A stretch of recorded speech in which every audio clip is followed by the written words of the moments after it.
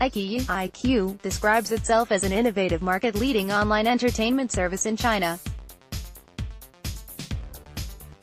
Essentially, it is a video streaming service and it creates its own content, earning itself the moniker as China's Netflix, NFLX.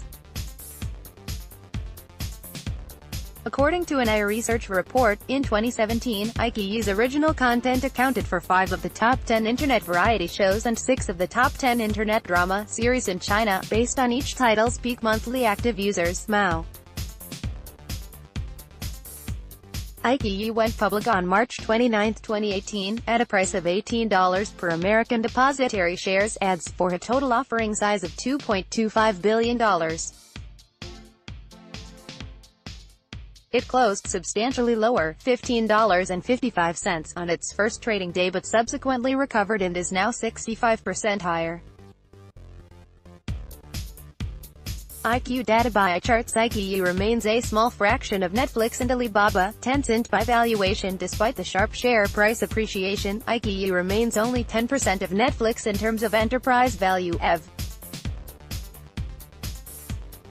Even including the EV of its main shareholder, Baidu, the Chinese search engine giant, the duo represents only 58% of Netflix's EV. Note that iQIYI was spun off from Baidu. Compared with the two Chinese internet titans, Alibaba, and Tencent, OTCPK, TCEHY, OTCPK, TCTZEF, the combined EV of the parent-child Baidu iQIYI represents only 1/5 of the two giants. Key implication of this large valuation gap is whether iQIYI can hold its own against the might of Alibaba and Tencent, who have their own video streaming services.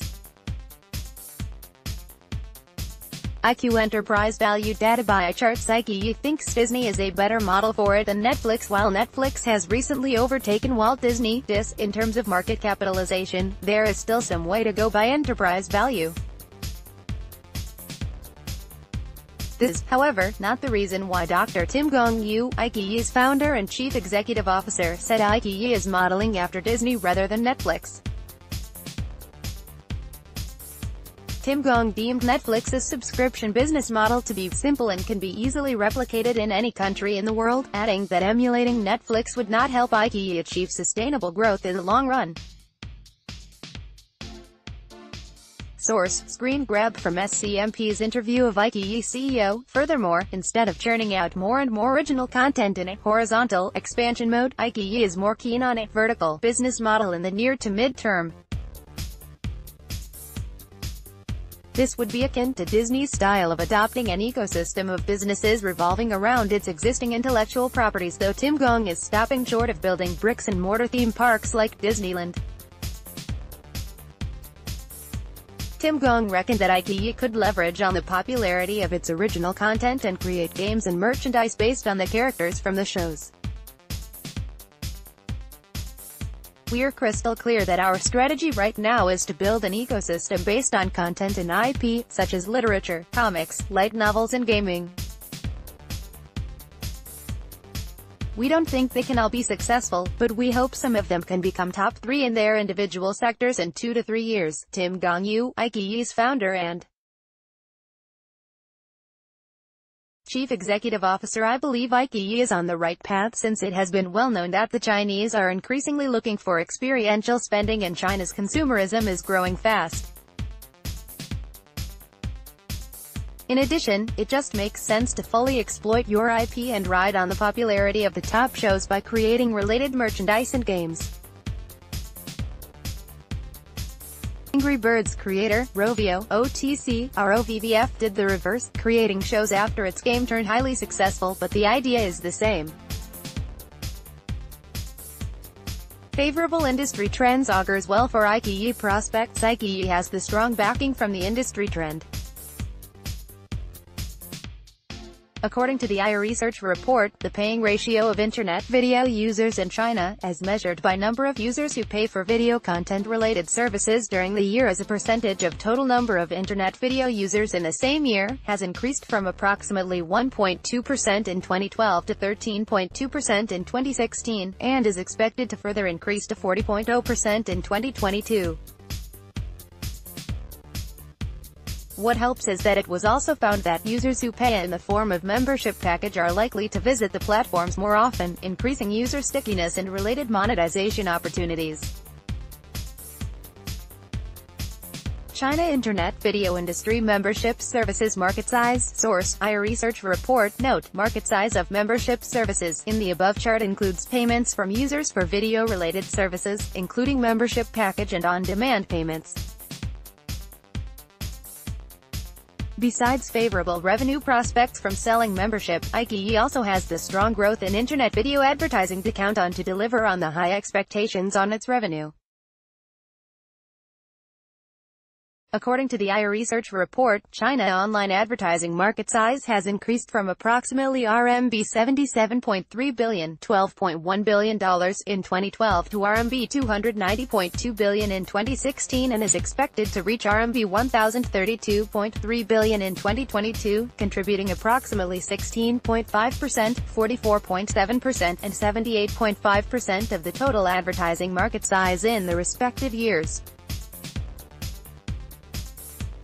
China Internet Video Industry Advertising Market Size. Source: iResearch Report. Note: advertising market size in the above chart includes advertising gross billings generated by internet video platform companies and video service segment of portal websites.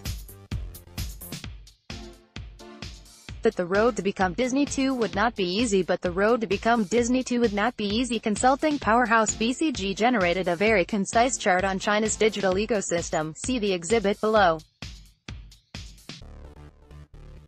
In the chart, China's online space from e-commerce to social media and video streaming is mapped according to the brand's respective affiliation with the Bat Trio, Baidu, Alibaba, and Tencent. While Alibaba, in beige, is often coined the e-commerce giant, it clearly occupies a strong presence across all 5 categories of the digital ecosystem. Tencent, in green, which is commonly referred to as a gaming and social media titan, is actually also formidable in each of the 5 categories. Of course, Tencent's leadership in the social media field is unparalleled, whereas Alibaba is way ahead in the e-commerce sector. On the other hand, Baidu dominance pales in comparison with Alibaba and Tencent, with an undisputable leadership only in search. In the video streaming sector, Baidu's affiliated iQIYI is one of the 4 key players. Readers need not be too fixated on the exact market share percentages, as the landscape is very dynamic and vary quite a bit from time to time. In terms of mobile mouse, iQIYI is comparable to Tencent Video and is ahead of Alibaba's Youku To-Do. Source: SCMP, Questmobile, Jefferies. As such, Alibaba and Tencent Web of Businesses clearly stand in the way of iQIYI's plan to be another Disney. Youku, the flagship streaming service of Alibaba, has won the exclusive digital streaming rights in China to the 2018 Soccer World Cup. In a partnership with state broadcaster China Central Television, as many as 1 billion viewers across Greater China is estimated to tune into its World Cup coverage. This privilege is not likely to come cheap for Youku, and certainly not something that iQIYI is capable of securing. As for Tencent Video, the LEGO Group and Tencent officially launched LEGO Video Zone on May 25, 2018, as part of a more comprehensive tie-up announced in January this year. Children and their parents can now watch more than 500 videos provided by the LEGO Group on the Tencent Video Children Channel webpage, mobile application, TV platform, and the Little Penguin Paradise app, an application designed for kids by Tencent Video. This is just an example of Tencent's alert to global content owners who are seeking a strong partner to break into the lucrative China market. The fact that Baidu is a distant third among the Bat Trio meant that it would be challenging for iQIYI to seek out willing partners to go with it instead of the more influential Alibaba or Tencent. This would limit its ability to grow and have to rely heavily on creating unique content on its own. Since neither Baidu nor iQIYI has the deep expertise in gaming like Tencent does, Tim Gong's ambition for iQIYI to expand into gaming might require much effort to achieve traction. It would also face a steep learning curve in the expansion into merchandise like toys. Hence, it would take significant time and substantial resources before iQIYI becomes a de facto Disney too.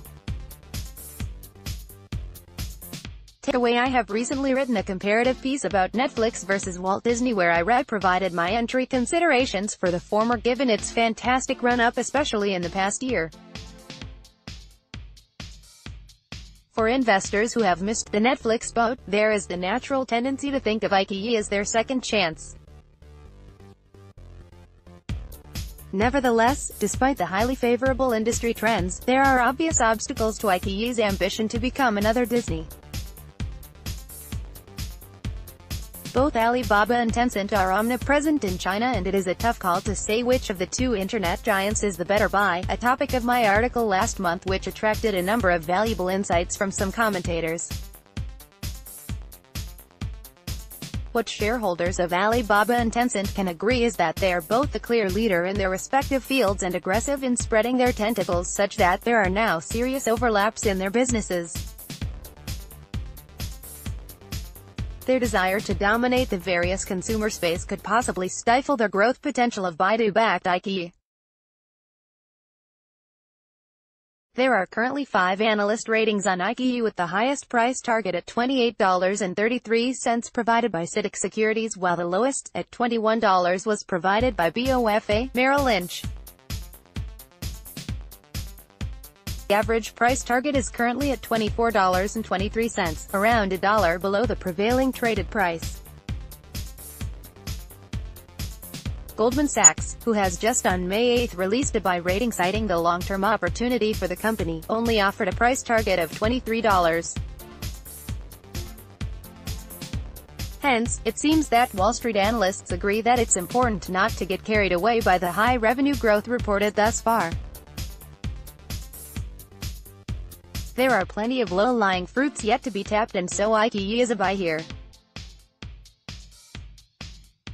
However, investors need to consider its longer-term prospects and the challenges it faces and be realistic about the expected returns. What's your take? Do you think the price targets for iQIYI are too low? Please freely share your thoughts. Let me know if you found this article useful or provide your feedback in the comments section. Author's note: thank you for reading. If you would like a refreshing take on stocks that you own or are interested in, try looking here. Besides U.S. companies, I cover a number of Asian stocks as well.